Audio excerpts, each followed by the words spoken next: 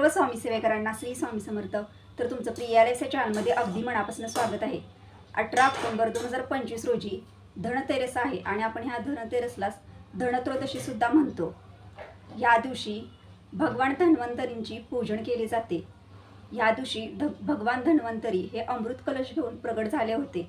यासाठी आपण या दिवशी जास्तीत जास्त जण भगवान धन्वंतरी यांची सेवा पूजा आपल्या घरामध्ये करतात. या दिवशी आपण यमदीपदान सुद्धा करतो.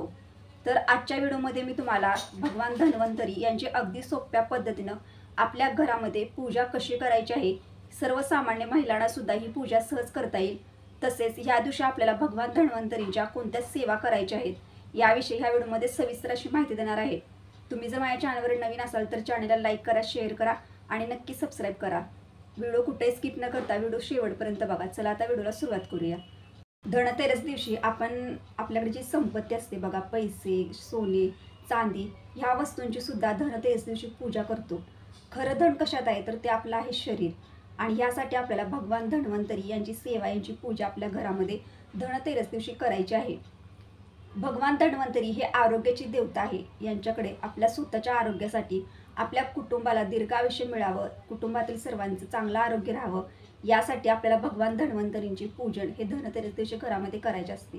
तर तुम्हाला अगदी सोप्या पद्धतीनं धनतेरस दिवशी सर्वसामान्य महिलांना सुद्धा ते पूजा अगदी सोप्या पद्धतीनं घरामध्ये करता येईल. तर ती पूजा मांडणी कशी करायची तर ह्याविषयी मी तुम्हाला प्रथम सांगते. तर आपल्या सर्वांना माहिती आहे की भगवान धन्वंतरी हे जे आरोग्याची देवता आहे, ह्या सर्वांचा फोटो म्हणजे भगवान धन्वंतरीचा छोटासा फोटो हा प्रत्येक महिलेच्या घरी असणे खूप गरजेचं आहे.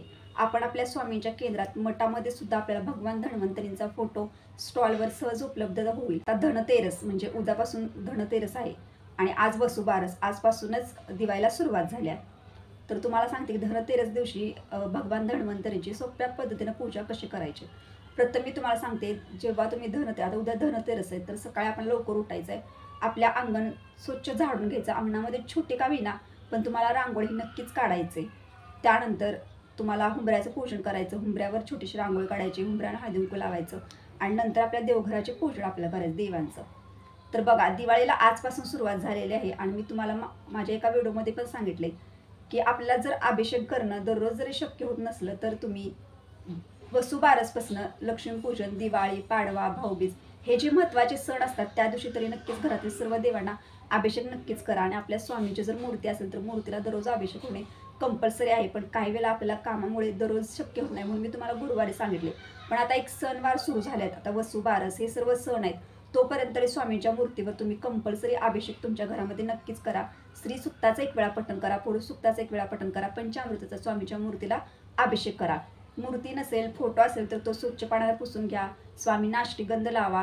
सर्व देवांना अष्टगंध तुमच्याजवळ जे असेल ते सर्व लावून घ्या. देवींना हळदी कुंकू लावा आणि स्वामी महाराजांना हिनात्तर अर्पण करा, लावा. कापसाच्या ह्यानं छोटासा कापूस घ्या, त्यांना हिनात्तर लावा. आता हे झालं, मी तुम्हाला एक देवाची पूजा सांगितली. तर पूजन वगैरे झाल्यानंतर आपल्या घरामध्ये एक छोटंसं फळ असेल, त्याचा नैवेद्य दाखवा. नसेल तर दूध साखराचा नैवेद्य दाखवला तरी सुद्धा चालेल. तर आता हे सर्व सकाळी आपण देवपूजा आपली करून घेतली. महिलांनी करायचं हे सर्व, कारण सुवासिनी महिला जेवढं पण आपल्या घरामध्ये हे सर्व करल तेवढं तिच्या कुटुंबासाठी, कल्याणासाठी खूप लाभदायक असतं. त्यासाठी प्रत्येक महिलेनं आपल्या घरामध्ये छोटीशी का विना, मी असं म्हणत नाही, कसं असतं धगधगीमुळं आणि दररोज आपल्याला सण आहे म्हटल्यानंतर आपल्याला घरातले कामं खूप असतात, ह्यातून आपल्याला ह्या सर्व सेवा करण्यासाठी वेळच मिळत नाही. पण तुम्हाला थोडासा वेळेमध्ये मी सांगणार आहे की भगवान धन्वंतरींची सोपी पूजा करायची. आपल्याला जास्त पूजा मांडणे पण नाही, एक छोटीशी पूजा करायची आहे आणि छोटीशी सेवा आहे. त्या सेवा तुम्ही फक्त उद्या घरामध्ये करा.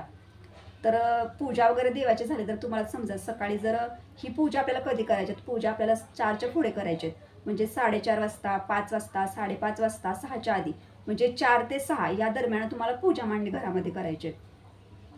तर तुम्हाला एक सांगते की तुमच्या देवघरामध्ये जर जागा असेल तर तिथं तुम्ही भगवान धन्वंतरींचा फोटो ठेवून पूजा करू शकता.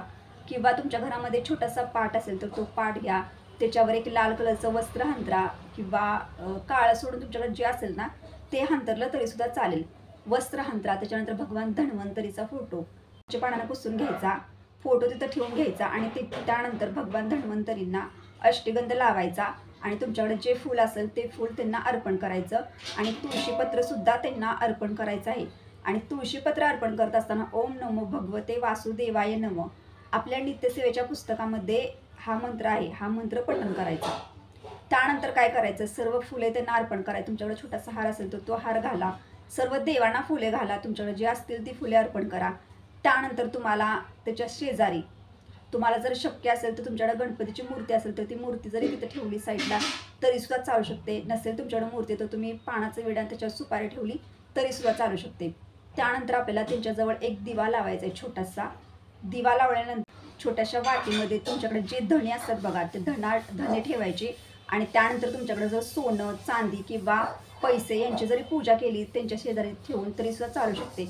हे सर्व करायचं, घरात घंटानाद करायचा आणि त्यानंतर नमस्कार करायचा। आपल्या घरामध्ये जे गोड पदार्थ असेल, फळ असेल, दूध साखर असेल किंवा भाजी चपाती असेल याचं नैवेद्य दाखवा। अगदी साधी सोपी पूजा आहे, पण मनापासून श्रद्धेनं करा, पूजा खूप महत्त्वाची आहे। आणि त्यानंतर भगवान धन्वंतरीचा प्रार्थना करायची की आमच्या घरामध्ये सुख समाधान तसेच प्रत्येकाचे आरोग्य चांगले राहू दे यासाठी प्रार्थना करायची।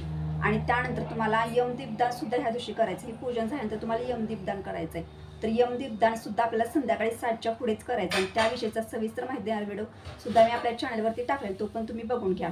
तर ह्या तुम्हाला मी पूजा सांगितली, जी साधी सोपी, जी प्रत्येक सामान्य महिलेला जमेल अशी मी एक साधी पूजा तुम्हाला सांगितली। अशा पद्धतीने सुद्धा तुम्ही पूजा मांडणी घरामध्ये करू शकता। आता महत्त्वाचा जर विषय असेल तर त्या सेवा आहेत, आणि सेवा ह्या सुद्धा आपल्याला ह्या त्या दिवशी घरामध्ये करायच्याच आहे। सेवा केल्यानंतर तुम्हाला त्या सेवेचं फळ नक्कीच मिळेल। आणि भगवान धन्वंतरी हे आरोग्याची देवता आहे, याच्यासाठी आपल्याला सेवा चुकवायच्या नाही, सेवा ह्या कंपल्सरी करायच्याच आहे। तर सेवा कोणत्या करायच्या, सेवा करायच्या आहेत, एक माळ श्री स्वामी समर्थांचा जप करायचा आहे, गीतेचा 15वा अध्याय पठण करायचा आहे, विष्णू सहस्रनामाचं पठण करायचं आहे, त्यानंतर कालभैरवाचं पठण करायचं आहे आणि त्यानंतर आपल्याला ओम नमो भगवते वासुदेवाय नमः ह्या मंत्राचा जप करायचा आहे, विष्णू सहस्रनामाचं पठण करायचं आहे। ह्या सेवा खूप महत्त्वाच्या आणि सेवा सर्व महिलांनी आपल्या घरामध्ये नक्कीच करा। सेवा आपल्याला नित्यसेवेच्या पुस्तकामध्ये सहज मिळून जातील। प्रत्येक महिलांना आपल्या घरामध्ये ह्या सेवा नक्कीच करा। भगवान धन्वंतरीची अगदी सोप्या पद्धतीनं सेवा करा, कारण भगवान धन्वंतरी आरोग्याची देवता आहे। यासाठी आपल्याला त्या दिवशी म्हणजे धनतेरस दिवशी ही पूजा करायची आहे। तर अशा पद्धतीने अगदी सोप्या पद्धतीने भगवान धन्वंतरींची पूजा कशी करायची याविषयी मी माहिती दिली आहे। तुम्हाला जर हा व्हिडिओ आवडला असेल तर लाईक करा, शेअर करा, नक्की सबस्क्राईब करा। भेटूया नेक्स्ट व्हिडिओ, सर्व स्वामी सेवेकरांना श्री स्वामी समर्थ।